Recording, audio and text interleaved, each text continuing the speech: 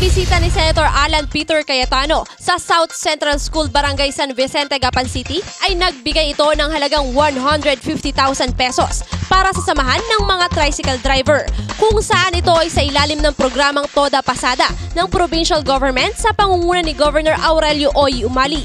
At bilang kinatawan ng gobernador ay dumalo si Doc Anthony Umali.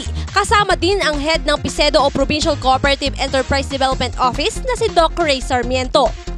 Ayon kay Senator Cayetano, isa ang 5-6 sa nakikita niyang laganap ngayon sa buong bansa. At ang ibig sabihin ay nangangailangan ng pautang ang ating mga kababayan. Kaya naman maituturing na matagumpay ang modelong ito.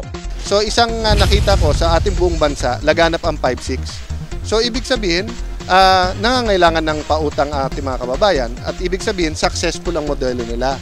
So bakit hindi payagan ang bawat grupo, mga grupo ng vendors, grupo ng mga nagbebenta ng mga gulay, dry goods, wet goods sa market, ating mga jeepney drivers, tricycle drivers, na mag-testing din at mag-aral na magnegosyo. Ang perang pinagkaloob ng senador ay gagamitin puhunan ng Gapan Federation Toda Association para sa isang kooperatiba. Ngunit, ang tanging pakiusap ng senador ay huwag lalagpas o tataasan pa sa 5% ang magiging tubo sa kanilang kooperatiba upang makatulong sa kanilang samahan. Humigit kumulang 4,000 miyembro at 53 ang bilang ng mga samahan ng Toda sa nasabing lungsod.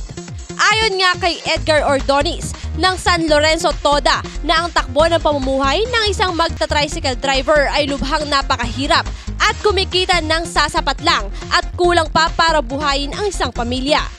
Ngayon po, ang takbo ng paghahanap buhay ng mga magta-tricycle lubhang napakahirap na. Humigit kumulang po ang mga kasama namin sa kalsada.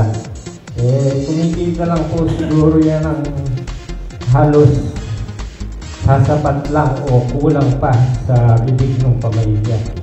Umaabot ng 200 piso ang pangkaraniwang kinikita ng mga namamasada. Subalit, tanging 70% na kita ang naiuwi ng mga owner at 30% lamang ang kinikita ng mga nakikilabas o yung tinatawag nilang nakikiboundary. Kaya naman laking pasasalamat ng mga tricycle driver ng lungsod ng Gapan sa kanilang natanggap na gagamiting puhunan para sa pagsisimula ng kanilang magiging negosyo.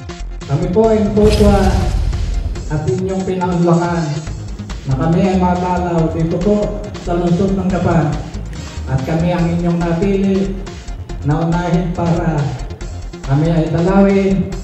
Dagdag ni Senator Cayetano na kung magiging matagumpay ang gagawing kooperatiba ng Gapan Federation Toda Association ay magbibigay pa siya ng karagdagang puhunan. So once na successful na balikan namin, yung phase 3 naman dito po ay yung iba pang negosyo na pwede nilang pasukin. So first phase, introduction ng programa at pagbigay ng pondo. Phase 2, yung pag successful na, bibigyan sila ng additional. Phase 3, yung additional negosyo na pwede nilang pasukin. Sa huli ay payo ang iniwan ni Doc Anthony para sa mga miyembro ng Gapan Federation Toda Association. Kaya nga po yung pagdalaw niyo po nito, yung bigyan tayo ng pagkakataon. Yung po kasi ang tinitingnan niya, pagkakataon mo para sa atin, lalo na po sa ating mga maliliit na naghahanap buhay, kung ating pong pangangalagaan yung pagkakataon na kanyang ipagkakaloob sa atin, sana po pagkaingatan natin. At yung pagkakataon yan, yan po magiging daan natin sa magandang kinabukasan. Para sa Balitang Unang Sigaw, ako po si Joyce Fuentes. Unang Sigaw.